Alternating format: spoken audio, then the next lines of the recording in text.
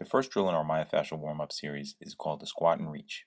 Here you can see the athlete positions herself with her feet a little wider than shoulders width apart, places a stick behind her with her hands at the top of the stick right about even with her hips.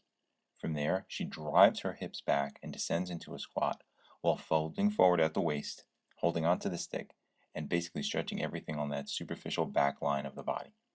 Here you can get a better view from a profile as she places the stick behind her until her arms are extended in front of her hips, and then drives those hips back and reaches forward. We do want the shoulder blades to separate here to stretch out the upper back as well, and drive those hips back nice and far. And again, we're stretching everything on that superficial back line of the body, and that's the squat and reach.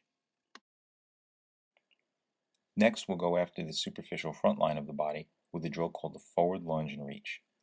Here, the athlete begins with the stick positioned across her thighs, and then steps forward into a forward lunge, dropping into those hips and remembering to bend the back knee as she simultaneously reaches the stick up overhead.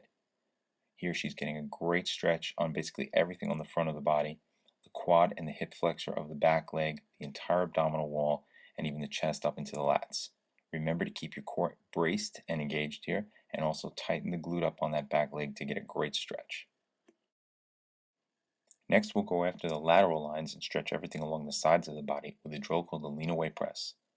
Notice how the athlete begins with the feet about shoulders width apart and soft knees, with the stick positioned directly in front of the collarbone.